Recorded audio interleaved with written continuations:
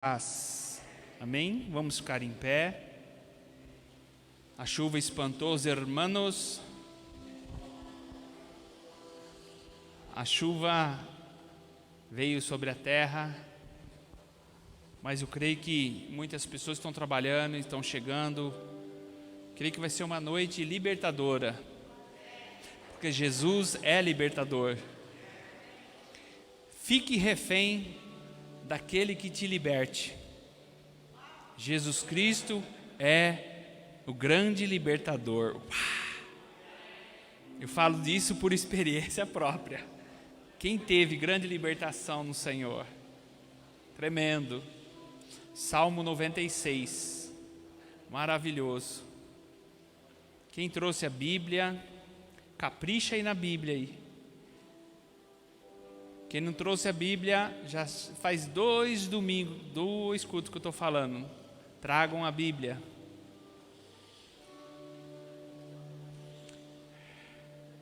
Valentina, cadê a Bíblia? Você não trouxe. Como a criança é sincera, né? Eu não trouxe. Pronto, eu fiquei lá embaixo. O que foi? Você esqueceu. Criança é a verdadeira. Né, Marquinhos? Quisera que todos nós fôssemos como a Valentina, verdadeiro. Salmo 96 diz assim: cante ao Senhor um cântico novo. Salmo 96. Cantem ao Senhor um cântico novo. Cantem ao Senhor todos os habitantes da terra. Cantem ao Senhor, bendigam o seu nome. Cada dia proclamem a sua salvação e anunciem a sua glória entre as nações, seus feitos maravilhosos entre todos os povos. Porque o Senhor é grande e digno de todo louvor, mais temível do que todos os deuses. Todos os deuses das nações não passam de ídolos, mas o Senhor fez os céus e a terra. Majestade e esplendor estão diante dele, porque poder e dignidade no seu santuário. Deem ao Senhor, ó famílias das nações, deem ao Senhor glória e força, deem ao Senhor a glória devida ao seu nome, e entre os seus átrios trazendo ofertas. Adorem o Senhor no esplendor da sua santidade, tremam diante de todos os habitantes da terra, digam entre as nações, o Senhor reina. Por isso firme está o mundo, e não se abalará. Ele julgará os povos com justiça.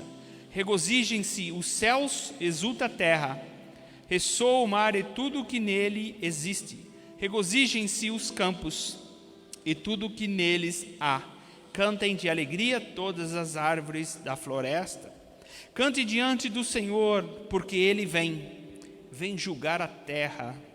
Julgará o mundo com justiça e os povos com fidelidade. Amém? Quem escapará da mão do Senhor? Ninguém. Ele julga a terra. Deus é digno de toda adoração e de todo louvor.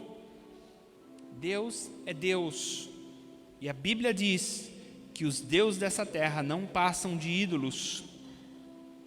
Ele é Deus absoluto, Ele está no seu trono, e é uma atmosfera aqui de adoração nesse lugar, para que a gente possa exaltar o Senhor, com todo o nosso ser, com tudo aquilo que Ele nos deu, a salvação, e podemos através da salvação, exaltar o nome do Senhor. Feche seus olhos. Pai, nós estamos nesse lugar. Nós viemos aqui para cultuar o Senhor.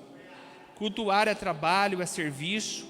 E nós queremos, Senhor, expressar com as nossas bocas, expressar com os nossos corpos, expressar, Senhor, a Deus com a nossa fala, canções. Podemos expressar nesse lugar, Pai, toda adoração, Pai. Toda adoração a Ti, Pai. Só, Senhor, a Deus, o Senhor é Deus, não há outro Deus além de Ti, Senhor. O Senhor, a Deus, está no seu trono, e o Senhor é digno de receber toda adoração, da sua igreja, no qual, Senhor a Deus, o Senhor enviou teu Filho e pagou um alto preço pela igreja. E a igreja está aqui reunida para glorificar e exaltar o teu nome. Toma o teu lugar de honra em cada coração nesse lugar e recebe a nossa adoração, os cânticos nesse lugar. Que o teu nome seja levantado e exaltado. Pai, libera os teus anjos nesse lugar, o mural de fogo ao redor desse lugar. Anjos com a espada desembainhada, Senhor a Deus, para guerrear, Senhor, para nos guardar e nos proteger nesse lugar. Nós repreendemos toda a força maligna, nós repreendemos todo o mal e já declaramos, Senhor a Deus, os demônios amarrados, expulsos e acorrentados deste lugar, no poder do nome do Senhor Jesus. E já declaramos céus abertos e a ministração subirá para o Senhor, para o teu coração, Pai, onde o Senhor se alegrará com a tua igreja. Toma nas tuas mãos cada um dos teus filhos e que o Senhor possa vir e manifestar a tua presença nesse lugar, no poder do nome do Senhor Jesus. Amém. Aplauda o Senhor.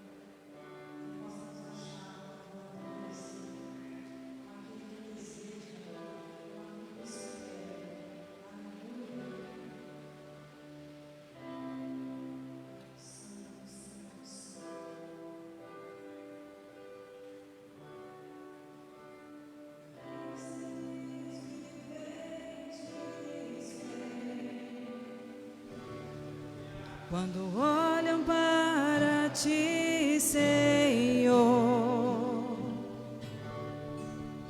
o que será que os detém em tua presença,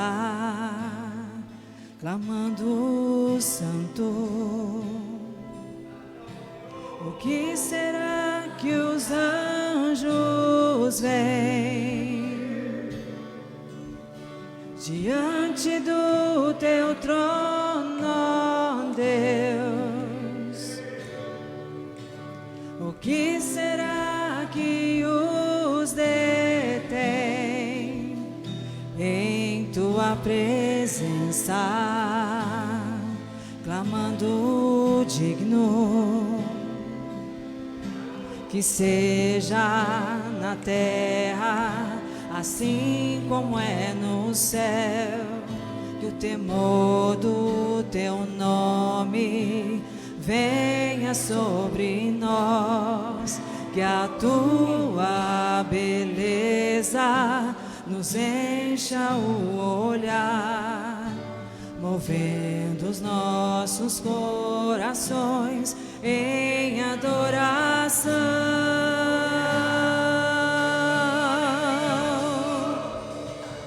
Santo, Santo, poderoso Deus. Santo, Santo, poderoso Deus. Sua glória enche a terra. Deus que era, que é e que há de vir. Nós o aguardamos todos os dias. Para muitos o Senhor Jesus já tem voltado. Nós ainda estamos aqui, mas Ele já está chegando. Aleluia, aleluia. O que os seres viventes veem quando olham para ti, Senhor? O que será que os detém presença, clamando santo. O que será que os anjos veem diante do teu trono, ó Deus? O que será que os detém? O que será que os detém em tua presença, clamando digno? Que seja na terra assim como é no céu, que o temor do teu nome venha sobre nós, que a tua beleza nos encha o olhar, movendo os nossos corações em adoração.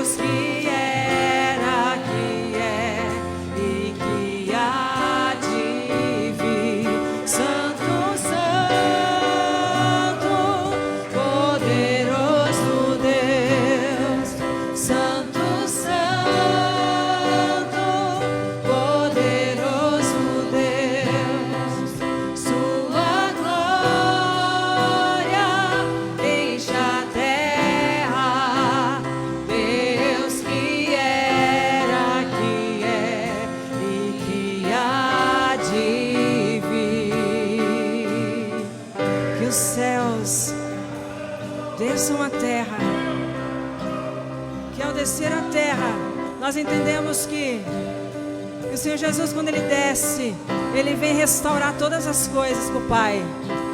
E nós aguardamos a cada dia, a cada momento, a nossa família, nossos entes queridos serem transformados por essa restauração, serem edificados através das nossas vidas, que eles também possam alcançar Jesus. Que os céus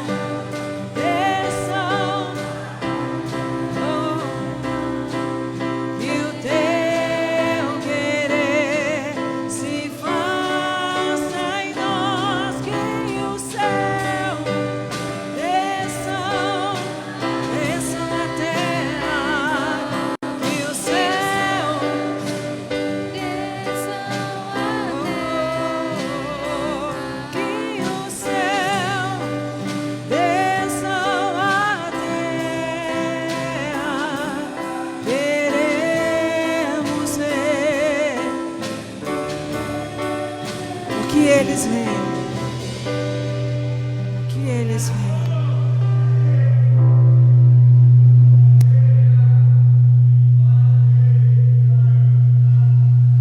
Aleluia, aleluia, aleluia. O que os anjos veem, que fazem eles no nosso relógio ficarem 24 horas dizendo santo, santo, santo, santo.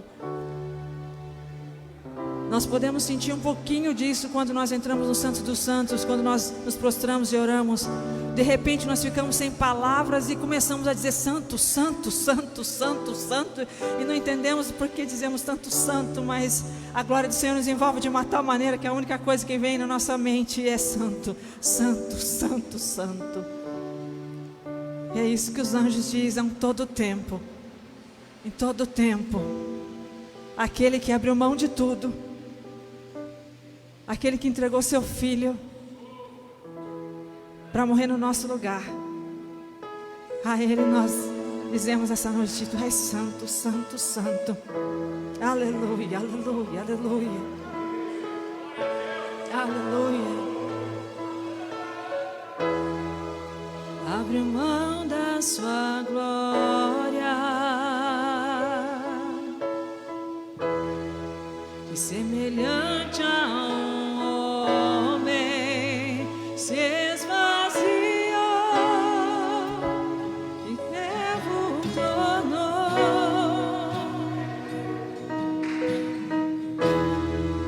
e assim mesmo se humilhou,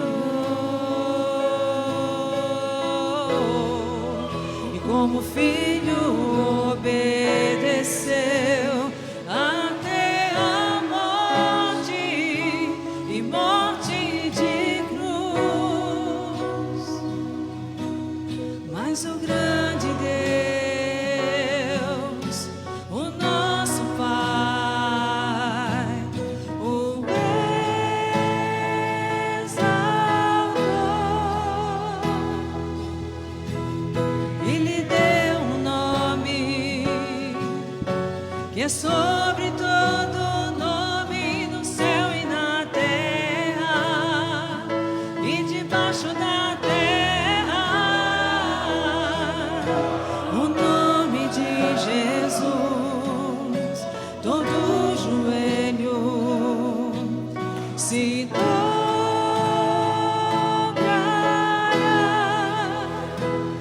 e toda língua confessará que Ele é o Senhor.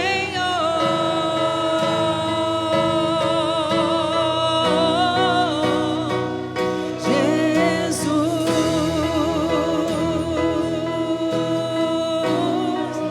nome sobre todo nome, nome sobre todo nome. Jesus, declare o nome dele. Nome sobre todo nome, nome sobre todo nome. Seu nome é maravilhoso, conselheiro, Deus forte, Pai da eternidade, príncipe da paz. Seu nome é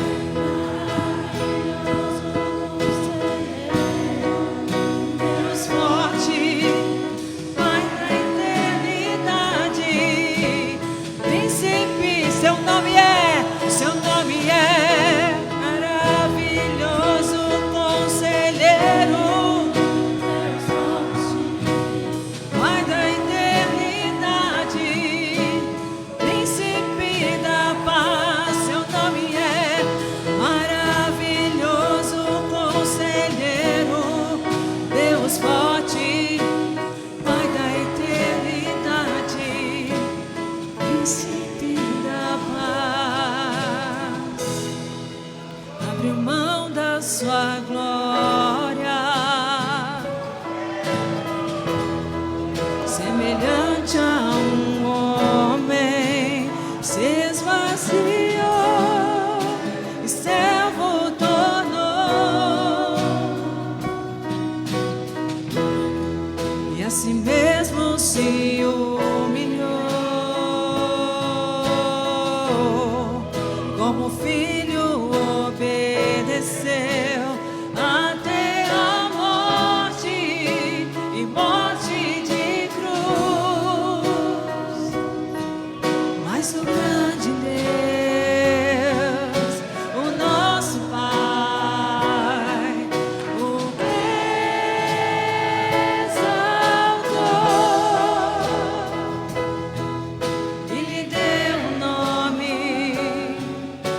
é sobre todo nome no céu e na terra e debaixo da terra. O nome de Jesus, todo joelho se dobrará e toda língua confessará que Ele é o Senhor.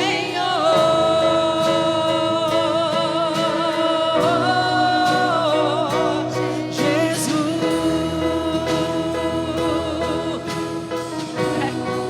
nome sobre todo nome, Jesus,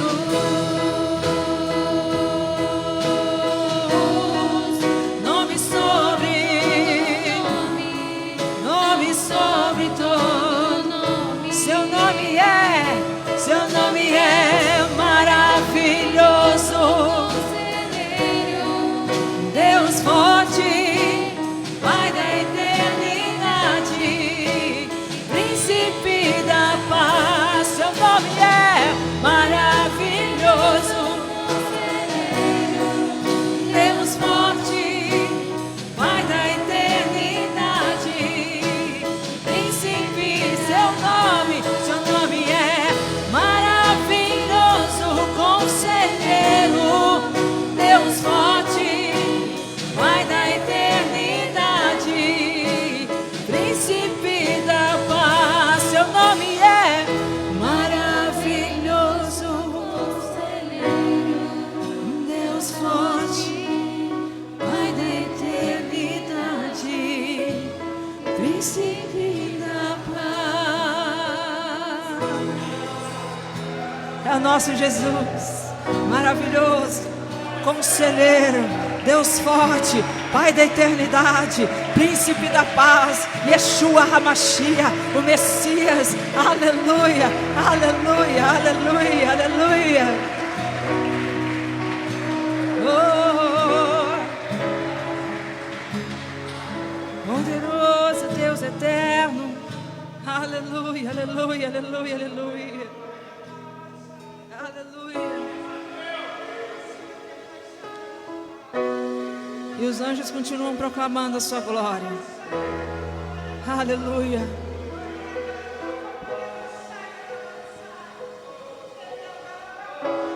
Anjos proclamam a sua majestade.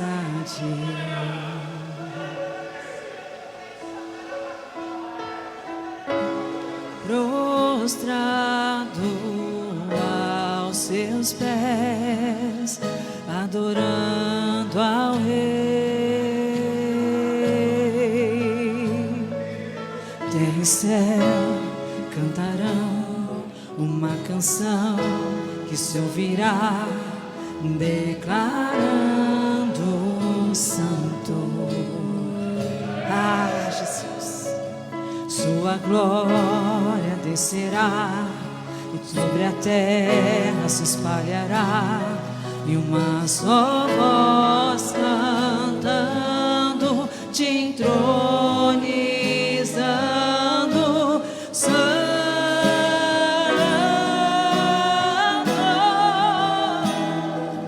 poderoso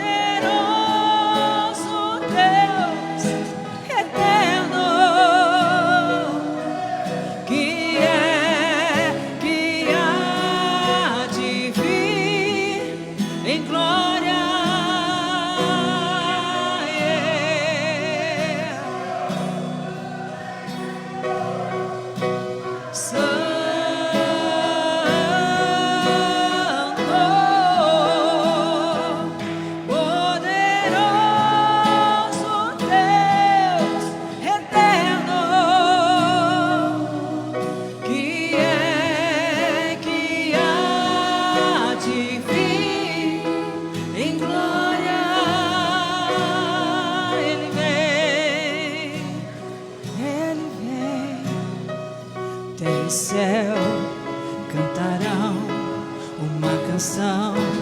que se ouvirá, declarando santo.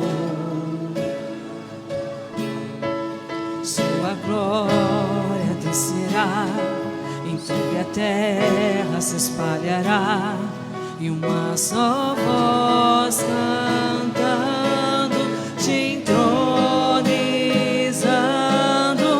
santo,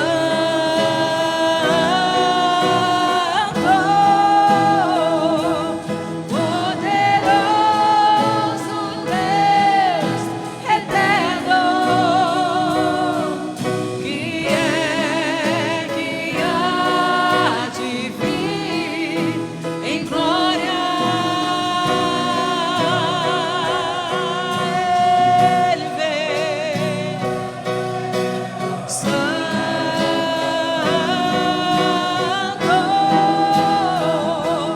poderoso Deus eterno, que há de vir em glória. E ele vem, em glória ele vem, santo, santo,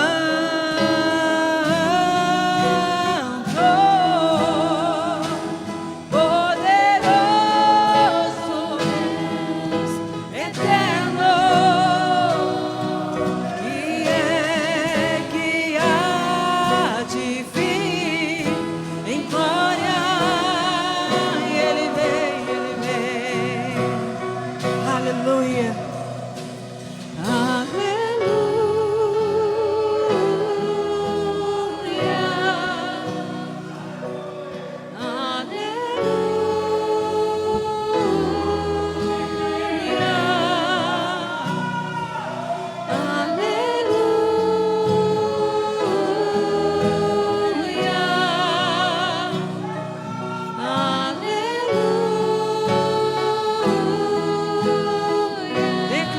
declare, declare, aleluia,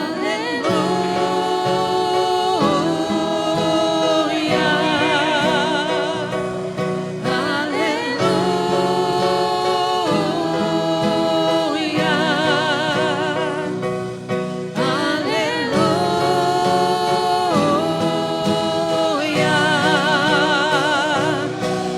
aleluia. Enche essa casa de aleluia. Aleluia.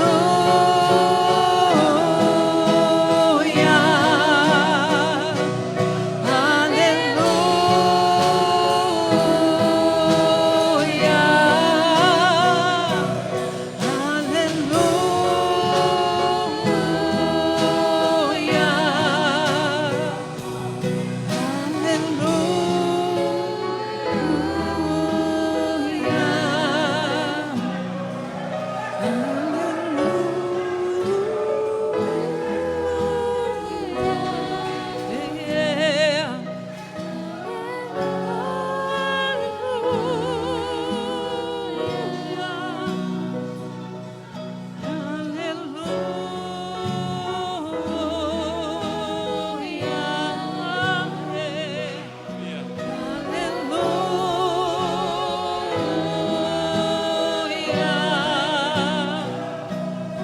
Adore o Senhor. Ele é o Senhor. Ele é digno de toda a glória. Ele precisa ser conhecido pela igreja.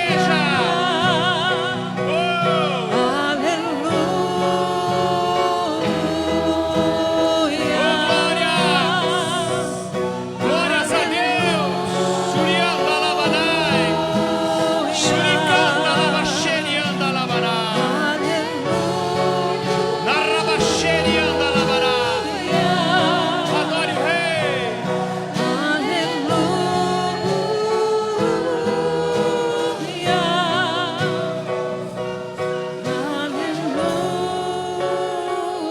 Aleluia.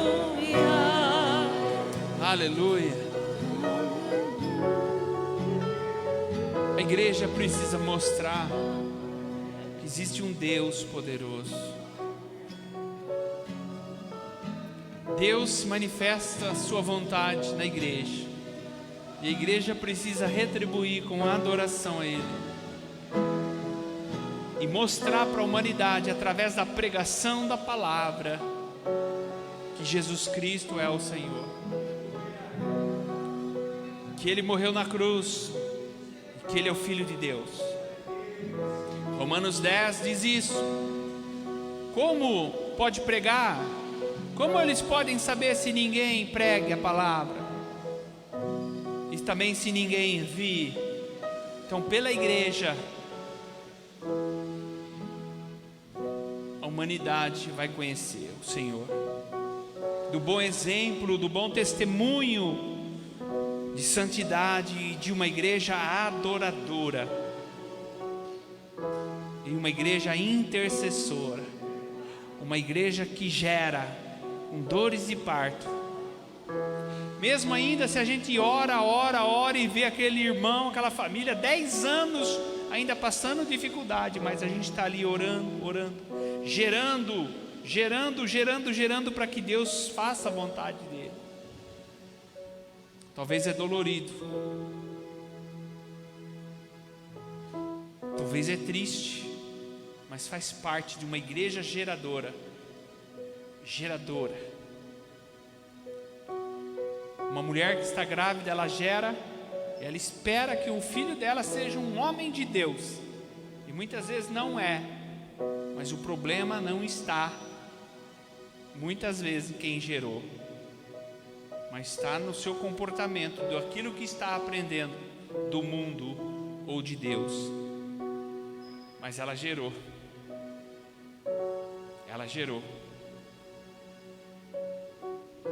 Muito sério, muito sério. Por isso que nós precisamos gerar em oração e intercessão e clamar ao Senhor para que o Senhor salve todos os povos, porque o Senhor, no Salmo 96, Ele tem o controle de tudo, Ele é absoluto. Nós que precisamos nos encaixar na palavra, e não Deus fazer as minhas vontades e os meus desejos, mas a gente tem que fazer a vontade do Pai. E aí é um processo muito difícil, dolorido, que talvez vai tempo. Então por isso que nós entramos na igreja, aprendemos, somos cristãos. Amado, seja inteligente, já pega logo a palavra, já pega logo o Espírito Santo e não larga dele por nada. O pastor está pregando, é bobagem, é besteira.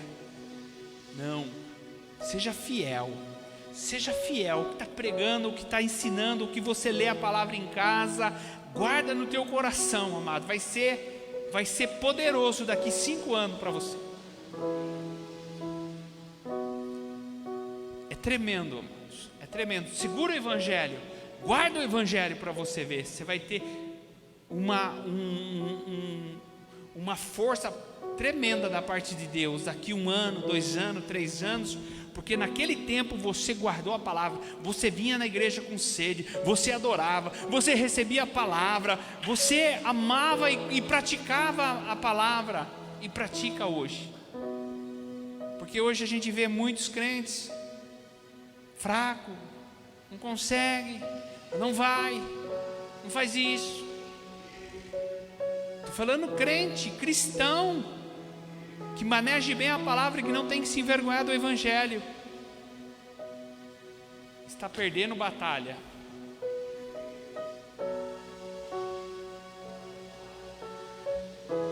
Amados,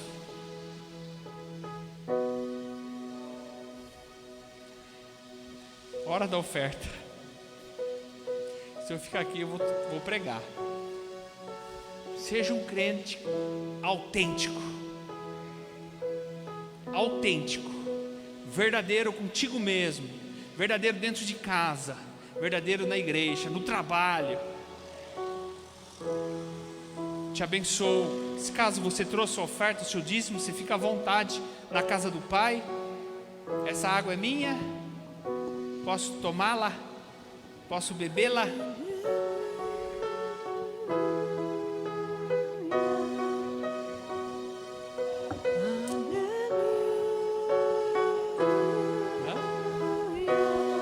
Glória a Deus.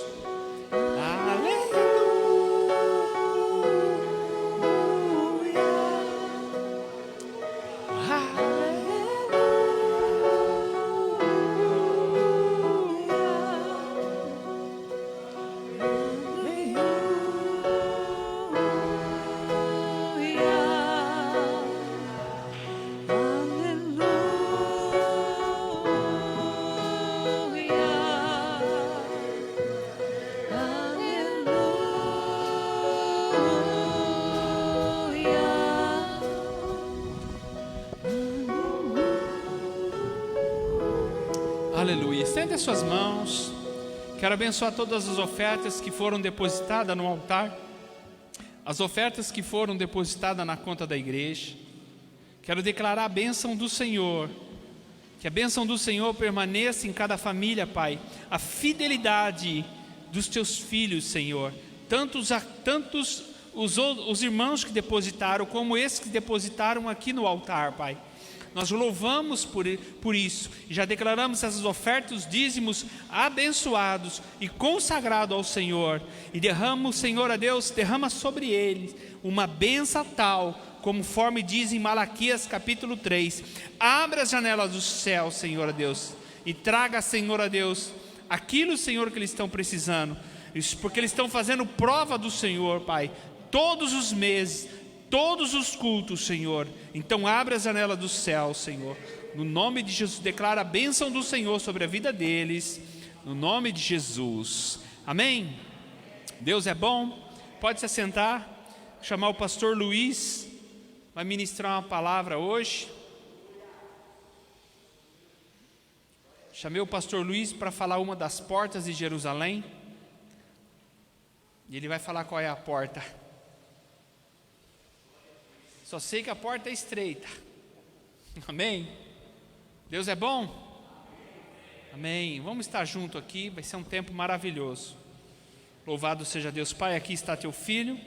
Eu abençoo a vida dele, envio para esse tempo, Pai, para a ministração da tua palavra em nossos corações, porque nós estamos sedentos, Senhor, como uma terra seca, para receber a tua palavra, Senhor.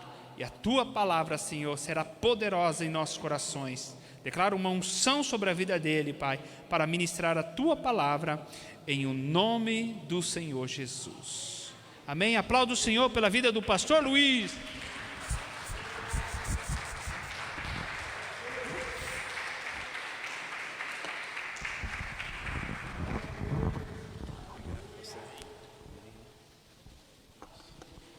Glória a Deus. Boa noite, igreja. Boa noite a todos que estão nos acompanhando pela internet. Eu saúdo a todos com a graça e a paz de nosso Senhor e Salvador Jesus Cristo. Amém? Louvado e glorificado seja o nome do Senhor. Toda honra, toda glória seja dada ao Senhor. Diminua eu, cresça o Senhor. Nós estamos falando acerca das 12 portas dos muros ou das muralhas de Jerusalém. Segundo os estudiosos em arqueologia, a porta da prisão que vamos falar hoje é a 7ª porta. Primeiro a porta das ovelhas, porta do peixe, porta do vale, porta do monturo, porta da fonte, porta das águas, e a 7ª porta, a porta da prisão. Por gentileza, abra a sua Bíblia. No capítulo de número 3 de Neemias, vamos ler o verso de número 25. Neemias, capítulo 3, verso de número 25. Glórias a ti, Senhor.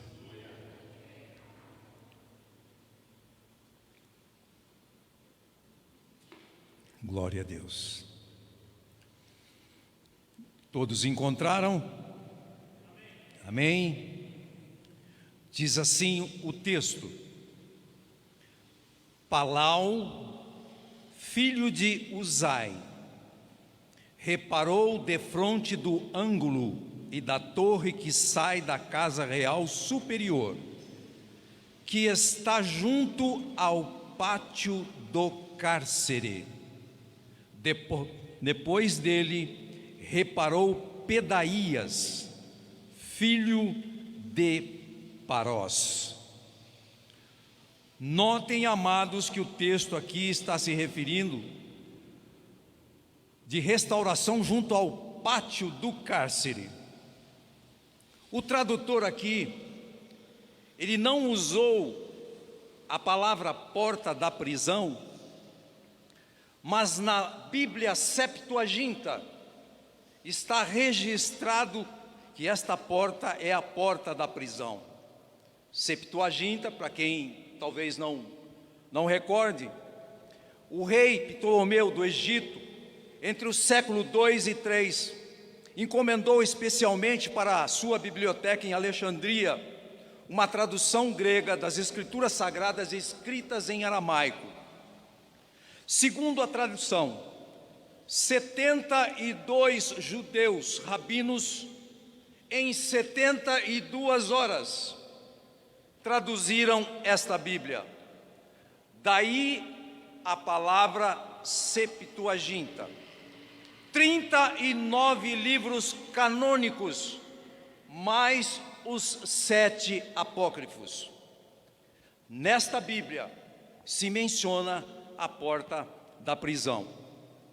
As muralhas de Jerusalém, ou os muros de Jerusalém, da cidade velha de Jerusalém, com cerca de 1 quilômetro quadrado, foram construídas no ano 3000 a.C., tendo 4.018 metros de comprimento, 12 metros de altura e 8,5 metros de largura. Nessa extensão continha 34 torres de vigia e as chamadas 12 portas do muro de Jerusalém.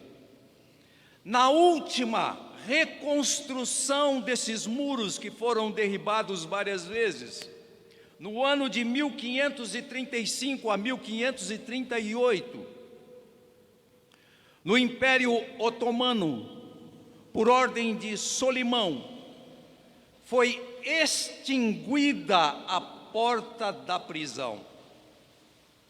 Por isso, nós lemos aqui o pátio do cárcere. E isto dependia do ponto de vista em que se olhava para esta situação. Olhando através de um exemplo comum, se uma pessoa de Americana ligar para mim e disser: pastor, de que lado da Anhanguera fica a Boche? Eu vou dizer: do lado direito. Ao chegar ali no contorno da Boche, você entra à direita. Mas se uma pessoa de São Paulo me ligar e dizer: pastor, de que lado fica a Boche da Anhanguera? Ela fica do lado esquerdo. Esta visão também se aplicava ao pátio e à porta da prisão. Além disso, ela tinha também uma visão ambígua, ou seja, a palavra ambígua significa múltiplos sentidos. Por que isto acontecia? Porque a prisão, ela era subterrânea. Então, quem estava preso, ele estava de frente à porta da prisão. Quem passava na rua de Jerusalém, ele olhava e via o pátio do cárcere, porque os presos lá do subterrâneo, eles subiam para o pátio para tomar banho de sol. Quem passava na rua via a porta do pátio e não via a porta da prisão. Essa situação ambígua que eu disse dessa porta, que tem mais do que um sentido, ela representa opressão e libertação. Notem que o pastor abriu falando de libertação. Por quê? Diante da porta da prisão, as pessoas que chegavam, elas estavam algemadas e entrando no cativeiro, o que significava opressão. Mas aqueles que estavam saindo da prisão, saíam sem algemas, o que significa libertação. Quando nós vamos para Jeremias capítulo 32, verso 2, nós observamos que Jeremias esteve nesta prisão e muitos episódios acontecidos com Jeremias aconteceu nessa prisão. Prisão aqui, a palavra vem do hebraico que significa natar, quer dizer sob custódia, sob os cuidados de alguém, cercado, guardado. Essa prisão, ela ficava nas proximidades do palácio real de Davi. Porque se o preso precisasse ser ouvido, o rei não precisava atravessar toda a cidade. E o preso também estando perto, muitas vezes significava ter a sua liberdade.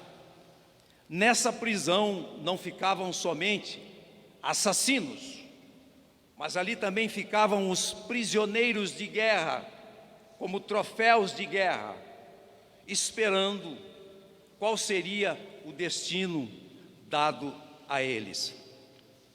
A restauração da porta da prisão, ela tendo um sentido de libertação, nós podemos perguntar: libertação de quê? Ou do quê? Qual o tipo de prisão? Essa libertação alcança que nível em nossa vida? Qual a dimensão dessa libertação que nos dá esse sentido, a restauração da porta da prisão? Amados, a partir do momento que nossa vida foi entregue ao Senhor, passando a ser o nosso dono e ter toda a autoridade sobre nós, nós começamos a passar pelo processo de restauração. O pecado herdado e que impera na nossa natureza já não terá mais domínio sobre nós. Então, a primeira coisa que está ligado a essa libertação é o domínio do pecado. Paulo nos confirma isso através de Romanos 6, no verso 14, que diz assim: porque o pecado não terá mais domínio sobre vós, porque não estáis mais sobre o domínio da lei, e sim da graça. E no verso 18 ele nos diz: uma vez libertados do pecado, fostes feitos servos da justiça. Então, o que mudou não foi a condição de servo, mas o que mudou foi o Senhor a quem nós servimos. Nós fomos libertos do pecado e feitos servos da justiça. Antes eu era servo do pecado, agora eu sou servo da justiça. E no verso 22,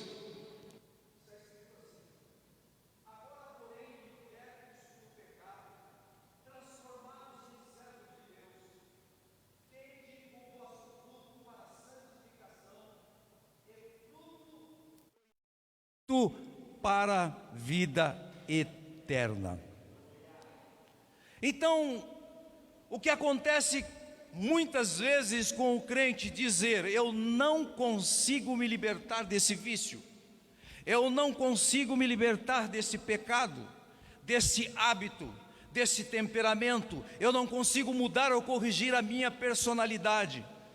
como nova criatura, começando o processo de transformação, mudando o meu caráter ao caráter de Cristo. Quando eu digo isto, eu estou anulando o sacrifício de Cristo e a libertação que houve por meio da cruz do Calvário na minha vida.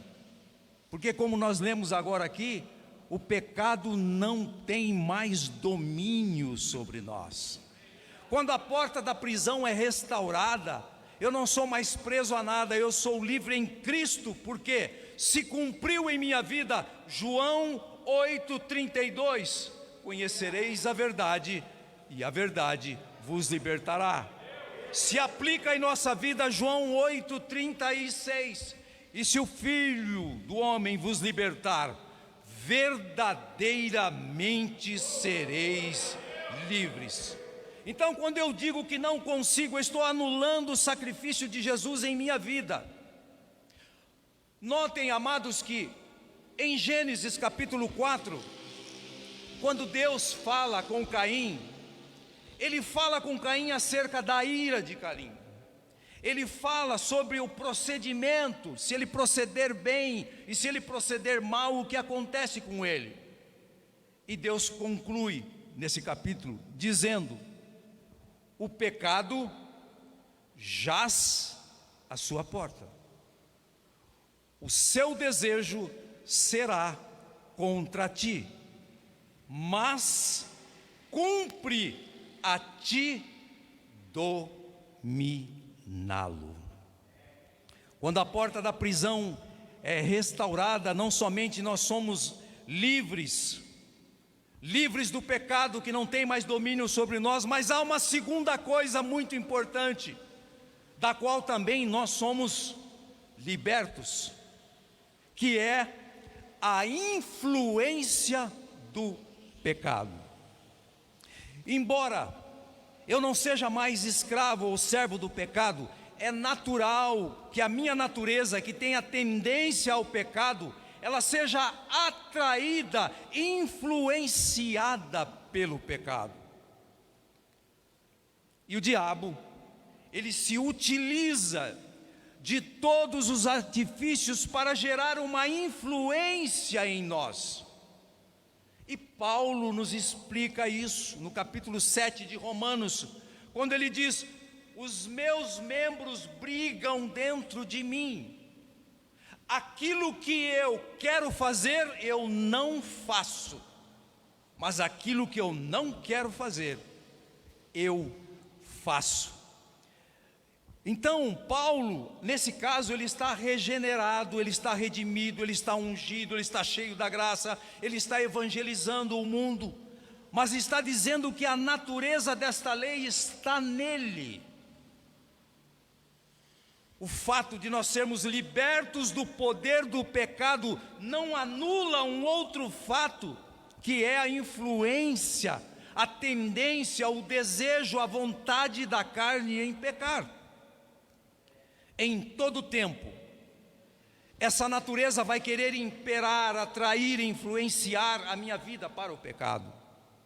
Paulo está explicando que a natureza carnal está morta, está exterminada, foi extirpada, mas está presa nele, a influência do pecado.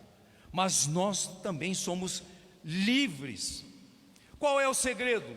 É saber conviver todos os dias, enfrentando e discernindo toda e qualquer influência dessa natureza carnal que nos tenta a inclinação do mal. 1 João 1,7 nos diz assim: porém, se andarmos na luz como Ele está na luz, mantemos comunhão uns com os outros, e o sangue de Jesus nos purifica de todo o pecado. Andar na luz como Jesus está, para que essa influência do pecado não me volte a dar oportunidade para que o pecado tenha domínio. E no verso 8 diz assim: se confessarmos os nossos pecados, Ele é fiel e justo para nos perdoar os pecados e nos purificar de toda injustiça. E logo no capítulo 3, ele diz: aquele que é nascido de Deus não vive na prática do pecado, pois o que permanece nele é a semente divina.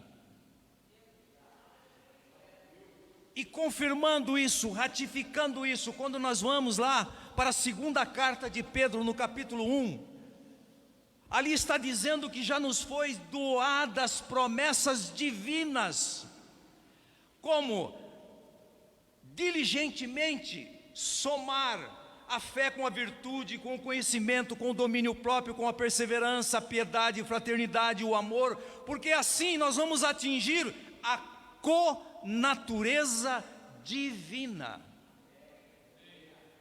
Então a influência do pecado também não tem mais domínio sobre nós. A palavra está nos confirmando isto. Amados, quando isto acontece, a porta da prisão é totalmente restaurada. Não somente somos livres do pecado, da influência do pecado, mas há uma terceira coisa muito importante, e aqui começa a essência dessa mensagem.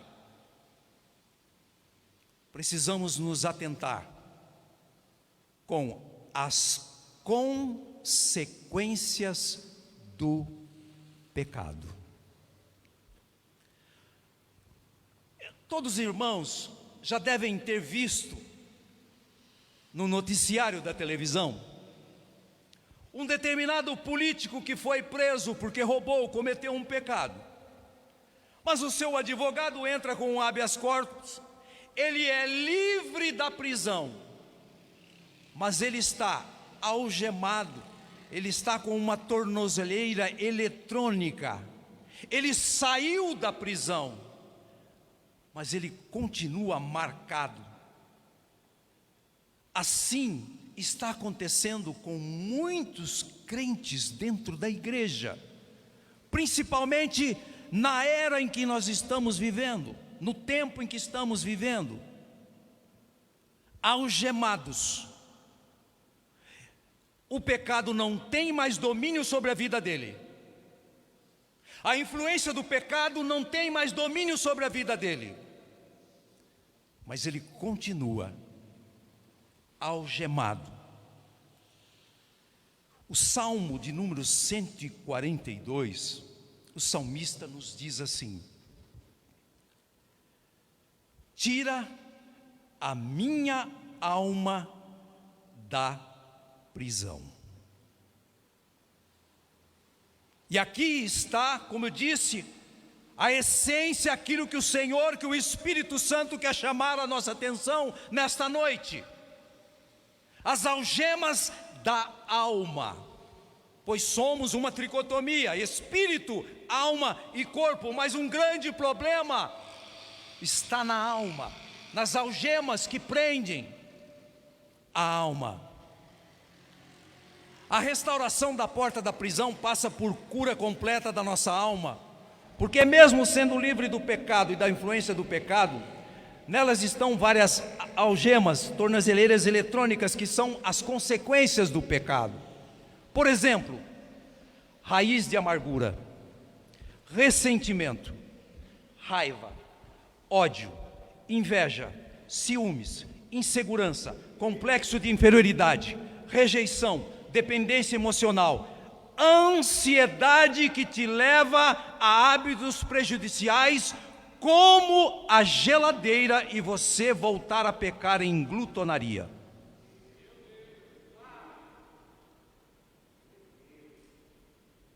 Ansiedade, alma presa. Eu tenho no meu coração uma forte nessa igreja aqui. Quando eu olho, quando eu converso com os pastores que chegam, me cumprimentam, com as pessoas que trabalham na diaconia, que têm outros ministérios, eu sinto no meu coração que essas pessoas, elas têm um sério compromisso de não ser dominadas pelo pecado, pela influência do pecado, de buscar honrar a aliança feita com Cristo, numa busca de manter a sua salvação. A gente nota isto na conversa, no semblante, no comportamento. Mas ao mesmo tempo, muitas vezes a gente descobre que apesar desta condição, muitos estão com algemas. Se você entrar lá no YouTube, na Missão Shekinah, outro dia eu estava vendo uma mensagem da apóstola Marie Cleide, falando acerca dessas coisas que se relacionam com o mundo psicológico, que é bíblico. Quando você vai para Mateus 6,36, que diz: não andeis ansiosos por aquilo que haveis de comer. Ansiedade está ligada ao mundo psicológico. Comer, mundo biológico. Vestir, mundo social. Então o que nós vamos falar, estamos falando aqui, a própria Bíblia já nos mostra há mais de 2000 anos. Então, a gente precisa parar e pensar acerca disto que o Senhor está tratando conosco nesta noite. O que é a alma? A alma é a parte imaterial, ela é a parte intermediária que faz a conexão do mundo espiritual com o seu corpo. É a parte que faz a conexão do mundo espiritual com o mundo. Na alma reside todas as colunas mestras da consciência. A consciência da moral. A alma, traduzida da palavra hebraica nepesh, e traduzido no grego, que é o Novo Testamento, significa psique. Quando estamos falando de psique, psicologia, estamos falando de alma. É tudo aquilo que é racional, que está relacionado a sentimento, pensamento, as relações interiores e intrínsecas do homem, do ser humano. Isto é alma.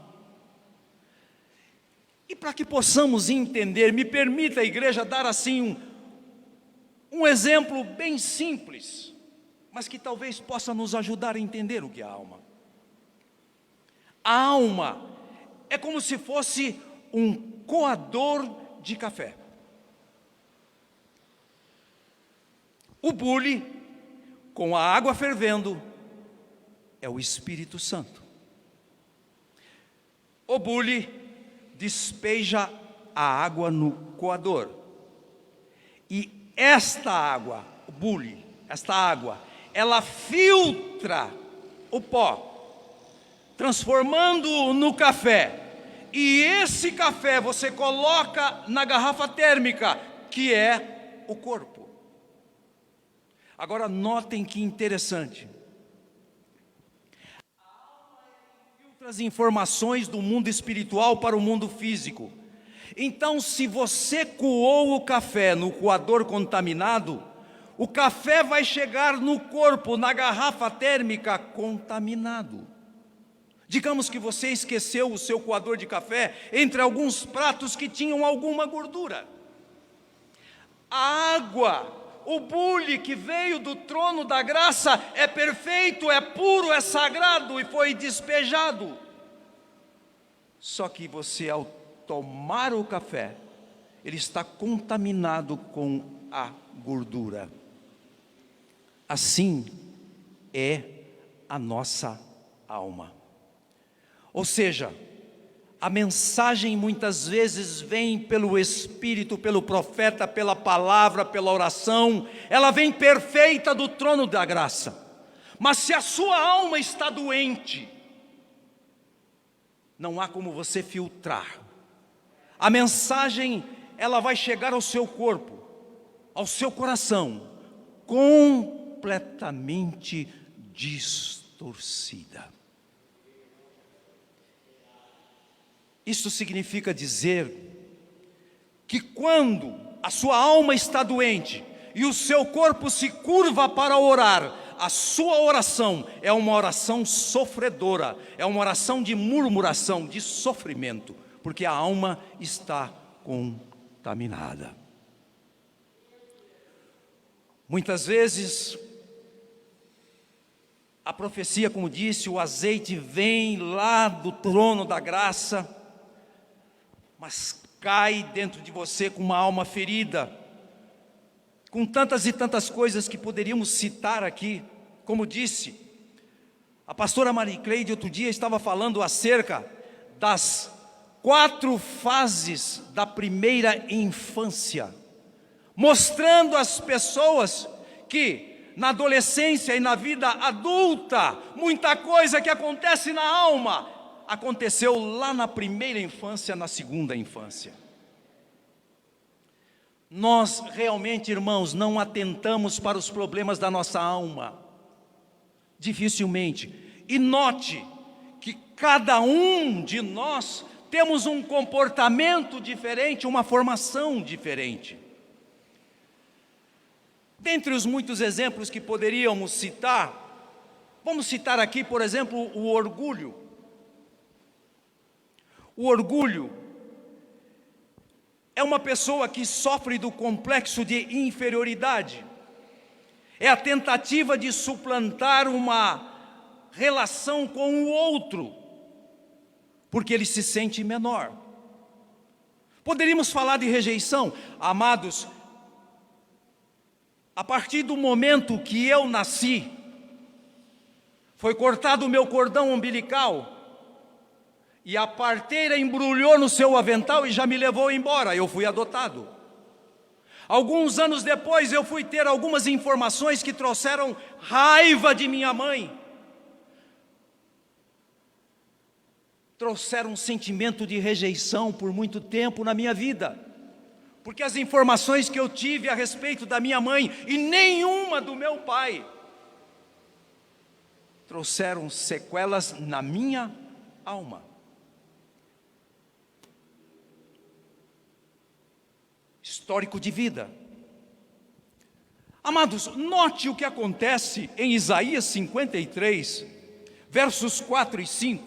Olha o que diz: Ele tomou sobre si as nossas enfermidades.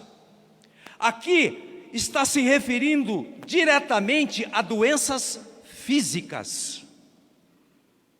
Continuando. E as nossas dores levou sobre si. Aqui dores aponta para nefesh, alma, ou seja, nós sentimos a dor por causa da nossa alma. Se a nossa alma não está no corpo, ele está morto.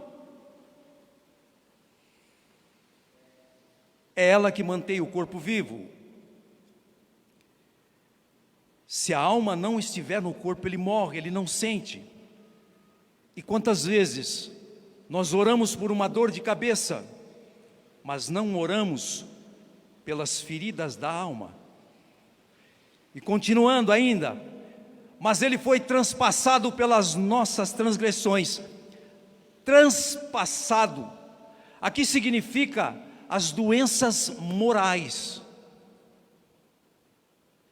Transgressões, as nossas iniquidades, moído pelas nossas iniquidades. Aqui são os pecados relacionados ao espírito, é algo espiritual. Então a Bíblia divide bem as coisas, mas muitas vezes nós lemos, passamos por tudo e não sabemos como dividir, entender essas coisas.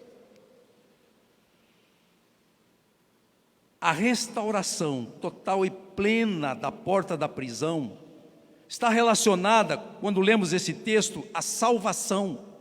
Se a experiência da salvação não está te levando a uma experiência de cura, eu estou deixando de viver a plenitude da minha salvação.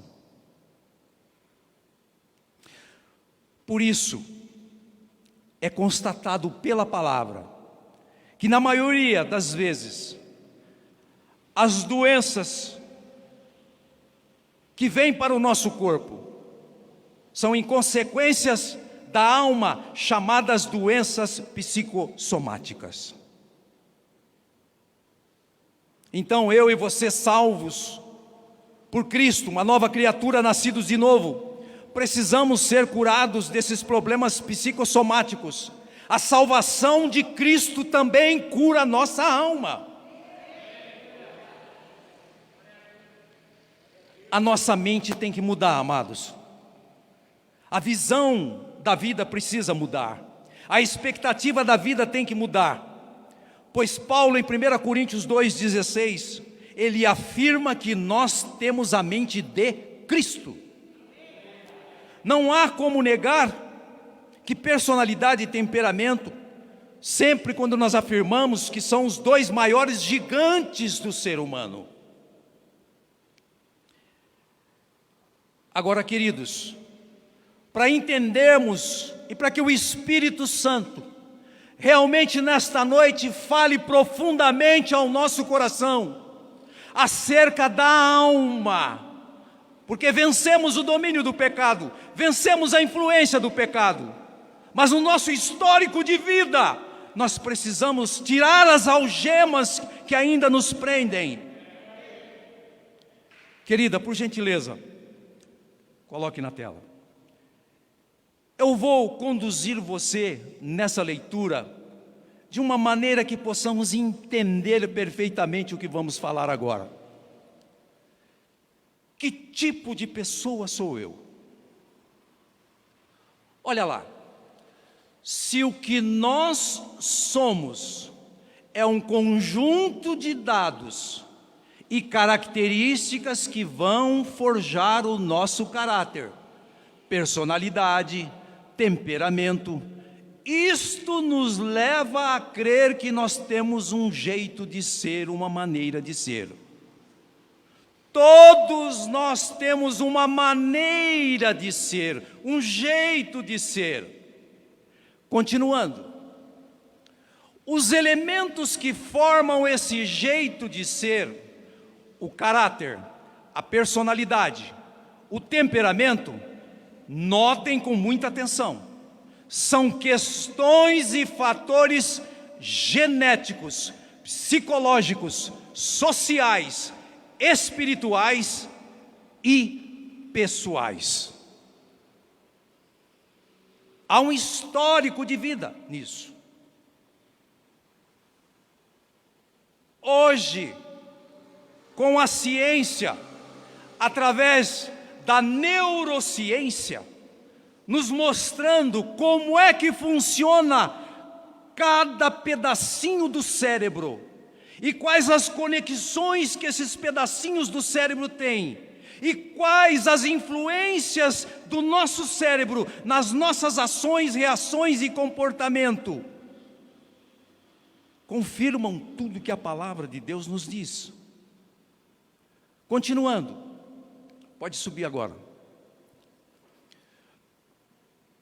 Tudo isso tem a ver com a personalidade, temperamento, a identidade, a essência do que nós somos em nosso coração, mente, sentimento e vontade. Todas essas coisas estão relacionadas e são a alma. Assim sendo, nos dão um padrão, uma maneira de pensar, de sentir, de reagir, de se expressar em nossos hábitos, comportamento, no interesse de nossa individualidade. Todos nós, a nossa história, tudo que se relaciona à nossa identidade, aquilo que nós somos, isso chama-se alma. Chama-se alma. Temperamento, a identidade, a essência do que somos em nosso coração, mente, sentimento e vontade. 100% disso tudo é a nossa alma. Então, amados, veja só. A maioria das nossas reações passa pelo córtex pré-frontal, a região que está envolvida com o controle das nossas emoções, tomada de decisão e raciocínio lógico. muitas vezes, nós estamos algemados, com várias algemas, como eu disse, complexo de inferioridade, o pai que abandonou lá, o pai que você não conhece, os problemas que te levaram por causa do divórcio do seu pai e da sua mãe, a maldição que você recebeu no ventre da sua mãe, a formação que você teve pela socialização dos pais, escola, amigos, experiências e a cultura do meio em que você vive. É tudo isso que forma a sua personalidade e as coisas genéticas como temperamento, isso é a sua alma. Então, eu volto a repetir, você venceu a luta, o pecado não te domina. Você é um crente que quer ir para o céu, você busca, você ora, você é uma bênção de Deus, mas você tem algemas, a sua alma precisa de cura, por causa de fatores que a ciência mostra. Eu acompanho uma cristã, uma cientista, se chama Rosana Alves. Ela é considerada entre as quatro maiores pessoas cientistas na área da neurociência. Ela é cristã. Ela mora nos Estados Unidos, tal a competência dela, estudando em laboratórios lá. Se você entrar no YouTube, você vai ficar estupefato com os vídeos, com os ensinamentos que ela diz a respeito do funcionamento do nosso cérebro e a nossa mente totalmente parada, inerte, e nós passamos a ter reações e comportamentos que o cérebro, pela programação biológica que ele tem, leva você a cometer uma série de coisas e você está inerte. Você é crente, é cheio do Espírito Santo, você não peca, você não tem a influência do pecado, mas a sua alma ainda está algemada.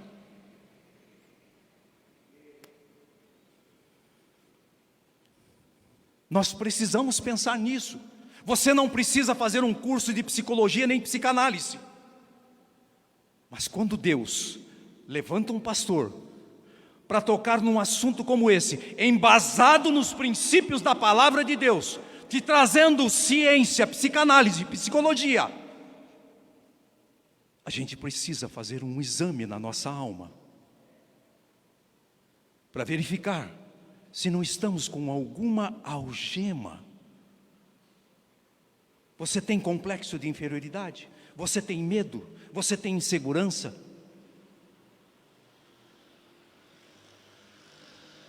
Eu, na minha vida pastoral, desde o início, fui levado pelo Senhor a trabalhar na área de aconselhamento. E pela graça e misericórdia do Senhor, eu terminei o meu curso de psicanálise.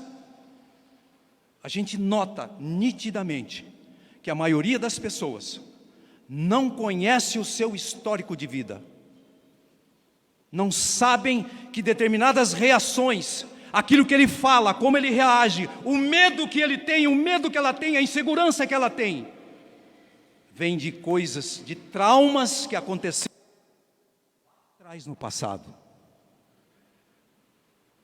E na maioria das vezes, a reação dessas pessoas são linhas de defesa.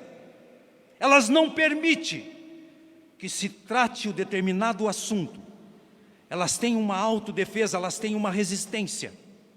Não querem mexer na ferida. Isso a ciência também explica. Mas nós, como uma igreja, a igreja cristã Carisma, que tem a promessa do Senhor, que foi levantada nesta nação para impactar as pessoas, para curar as pessoas, para sermos instrumentos, vaso de honra, para recebermos aqueles que vêm com alma ferida, aqueles que vêm atolado na sua essência, no seu mundo. Nós precisamos parar, pensar, dar ouvido, através da palavra de Deus. Essa cientista, há pouco tempo, através de 4 aulas, eu passei isso para muita gente. Ela fez um congresso a respeito de treinar o cérebro para a sua felicidade. Ali ela fala do medo, da insegurança, como você trabalhar todas essas coisas. E pasmem os senhores, a ciência acompanha muitas vezes, tem que acompanhar aquilo que está escrito na palavra de Deus. Você sabia que independente de como o seu cérebro é programado e ele produz emoções em você, físicas, psíquicas, a sua mente pode treinar o seu cérebro e você mudar o seu comportamento.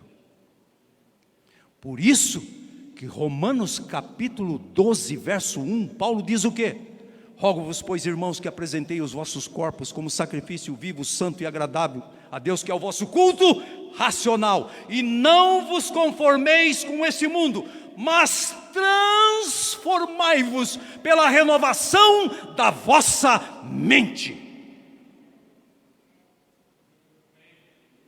O coração, que Salomão disse em Provérbios 24, 3, que é a fonte da vida, é uma figura de linguagem. Coração, mente, sentimento e vontade, tudo se resume na sua mente. Por isso que Paulo disse que eu e você temos a mente de Cristo Jesus. É isso, a mente de Cristo. Eu consegui vencer todas as batalhas de sofrimento causado pela mãe, pelo pai, ao longo da minha vida. Aos 13 anos eu fui jogado na rua. Na rua. Dormi em cima de trem, em cima de pia de tijolo, dormi em cima de banco de jardim. E eu tinha um problema sério. O fato de eu ter uma rejeição, eu tinha a necessidade de uma autoafirmação. O que significa isso? Que a pessoa que se sente rejeitada e que ela quer se autoafirmar, aonde ela está, no meio que ela está, ela tem hábitos e atitudes que querem enfiar goela abaixo para que você a aceita, e isso complica mais ainda a situação dela. Eu vivi isso. Quando a minha mente foi chamada a atenção, através de amigos verdadeiros, que me falaram a verdade, que me chacoalharam, que me bateram. Inclusive tomei gosto pela psicologia e lá atrás, desde cedo, comecei a trabalhar no mundo da psicologia. Como técnico de futebol, 25 anos, eu trabalhei mais a cabeça dos jogadores do que as pernas dos jogadores. E Deus me levantou nessa bandeira. Notem os senhores que sempre eu estou dizendo, sempre eu estou trabalhando. O maior gigante que eu posso ter e você possa ter na sua vida é sua personalidade e o seu temperamento. Por quê? Está inserido em todas essas coisas. Seus olhos, seus ouvidos, sua boca, suas reações, a formação que você teve da personalidade, seu histórico de vida, desde a gestação, tudo contribuiu para que fosse formada a sua essência, a sua identidade, e que se chama alma. Amados, nesta noite, o Senhor nos trouxe aqui para falar que a porta da prisão já foi restaurada mediante o sacrifício de nosso Senhor e Salvador Jesus Cristo. Nós lemos aqui, a palavra está afirmando que essas coisas não têm mais poder sobre nós. E as coisas emocionais e sentimentais que estão relacionadas à nossa alma, nós podemos, se tivermos a humildade de parar, sentar, dobrar o nosso joelho, falar com o Senhor, ouvir alguém que saiba sobre o assunto, nós podemos reverter esta situação. Tudo isso que está aqui, a cultura do mundo, a socialização dos pais, as experiências pessoais, os seus amigos, a escola, todos esses lugares, essas coisas, fatores contribuíram para formar a sua personalidade. E o seu temperamento é genético, você nasceu com ele.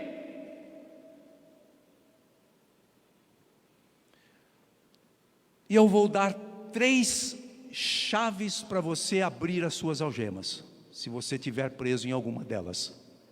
Está ali, ó. Cadê? Aqui, ó. Palavra, o sangue de Jesus, a busca plena e total da manifestação do Espírito Santo em nós. À medida que você mergulha na palavra, mas não é ler um versículo como obrigação do dia, é meditar na palavra. Como se prega aqui, engolir a palavra, viver da palavra. O que o Salmo de número 1 diz? Medita nesta palavra de dia e de noite. O que vai acontecer com você? Será você como a árvore plantada junto aos ribeiros, cujas folhas não murcham, e tudo quanto você fizer prosperará. A palavra cura, a palavra liberta, a palavra transforma, a palavra é o próprio Cristo. Se buscarmos, comermos a palavra, a nossa alma será desnudada diante da palavra. Por isso que a palavra diz lá em Timóteo, que ela é uma espada de 2 gumes. Quando ela separa alma e espírito, quando ela começa a separar a tua alma, mediante o poder do Espírito Santo se manifestando em você, você começa a enxergar as suas dores da alma, aquilo que acontece, o que você fala, aonde você está, como você caminha, quais são os seus traumas, quais são as suas dificuldades. E o sangue de Cristo, Hebreus no capítulo 6, se me falha a memória, diz que através do sangue de Cristo eu entro no Santo dos Santos. Você está algemado, mas se você utilizar essas 3 chaves, as suas algemas são abertas. E aí se completa a libertação, ela será completa. E a glória do Senhor se manifestará de tua vida de uma forma tal, que todos quantos se aproximarem de você, aonde você colocar a planta dos seus pés, vai acontecer como aconteceu com Moisés. A glória do Senhor vai resplandecer nas pessoas que chegarem perto de você. Espírito Santo, buscar não é a presença do Espírito Santo. E quando falamos da presença de Deus, eu vou buscar a presença de Deus. Você não precisa buscar a presença de Deus, porque ela é permanente e eterna dentro de você. Você precisa buscar a manifestação de Deus em seus milagres, em seu agir. Você precisa buscar a manifestação do Espírito Santo de Deus na tua vida. Já disse isso aqui, se não me falha a memória. Na tomada está a energia, a eletricidade. Quando você pega o liquidificador, coloca as coisas e você conecta o liquidificador funciona e tritura todas as coisas. Assim é a conexão com Deus e com o Espírito Santo de Deus. E para terminar, eu gostaria de falar acerca de algo que o Senhor colocou no meu coração, e eu peço encarecidamente em nome de Jesus, não me interprete mal. Nós falamos ali da natureza do pecado carnal. Nós não podemos negar isso. Até sermos chamados, isso vai ser uma constância. A possibilidade de pecar sempre haverá. Nós estamos dominados. Por isso que a palavra diz: vigiai e orai sem cessar, para que não caís em tentação. Então o que eu quero dizer não é isentar o homem, eu e você, de que podemos não pecar. Mas eu tenho visto, e isso tem a ver com a neurociência também. Quando você diz, eu sou um pecador, eu sou uma pecadora, isso tem algumas consequências na nossa vida. Sabe por quê? Olha, se a Bíblia está dizendo que já me foi doadas promessas para eu ter a connatureza divina, que o sangue de Jesus me purifica, que há uma série de ferramentas que eu posso ser cheio do Espírito Santo, com a possibilidade de pecar, eu não nego isso.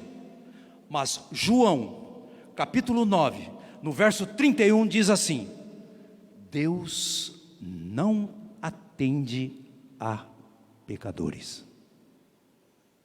Pelo contrário, aquele que teme e guarda os seus mandamentos.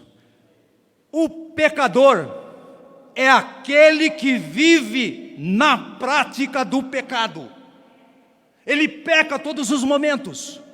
Nós somos uma nova criatura, templo do Espírito Santo.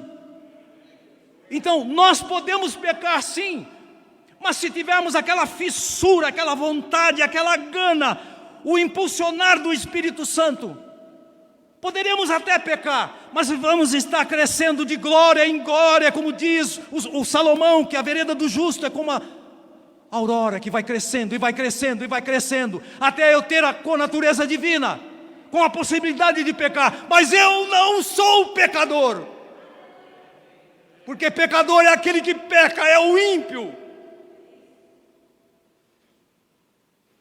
Quando você assume isso na sua mente, você dá uma ordem para o seu corpo, para a sua alma, para os órgãos sensoriais, para o seu corpo. A sua consciência vai estar sempre dizendo assim: ei, você não é pecador, então cuide-se para que você não caia, não peque.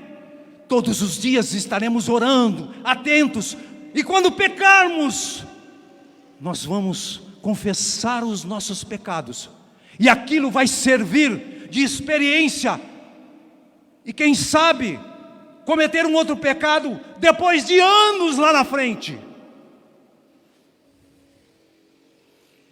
Tudo aquilo que a nossa mente determina, pois ela tem a mente de Cristo. Por isso que lá em Filipenses 4, 8, 9 diz o quê? Tudo que é bom, tudo que é amável, tudo que é perfeito, seja isso que ocupe o nosso pensamento. Nós somos servos do Deus Altíssimo. Então, essa expressão que eu quis dizer não é uma expressão de orgulho, de arrogância. Não, a nossa consciência tem que ter isso enraizado dentro de nós. Nós não somos aqueles pecadores que não conhecem a Jesus, que vive pecando. Não, nós pecamos sim, podemos pecar sim, mas estamos atentos. Por isso, a nossa alma precisa ser examinada, precisa ser colocada no altar do Senhor. Que nesta noite o Espírito Santo de Deus, mediante esta palavra, vasculhe o íntimo da sua alma, da sua consciência, e traga lá das profundezas da tua alma todo trauma, toda angústia, tudo aquilo que tenha perturbado você, que tenha atrapalhado você. Arranque, pois a porta da prisão já foi restaurada pelo sangue de Cristo Jesus, pelo sangue de Jesus. A salvação já nos foi dada. Nós precisamos viver a plenitude da nossa salvação. Deus abençoe você em nome de Jesus.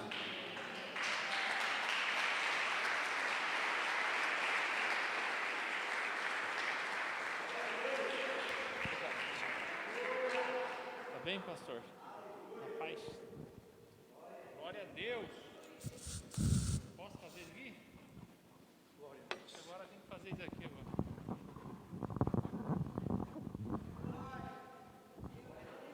Aleluia. Deus é bom, né? Espírito Santo entrou lá no profundo do nosso ser. O Espírito Santo é aquilo que o pastor falou, né? Ele vai lá, ele fala, ó, tá errado aqui, a gente vai lá e acerta. Tá bom, Senhor, eu te peço perdão.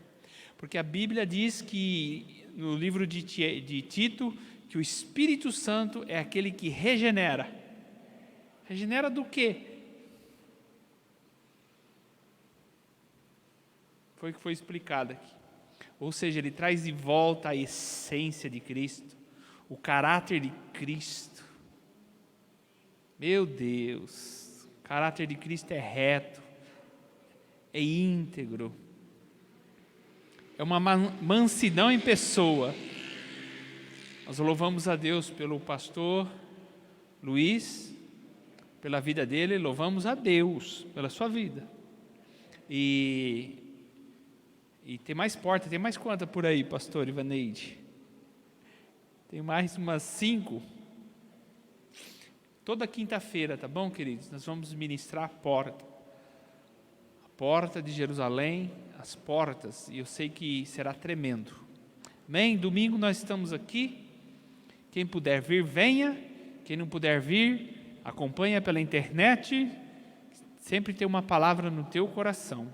E você vai sair daqui edificado, e você que assistiu também vai sair edificado, porque eu sei que o Senhor falou com você hoje, nessa noite.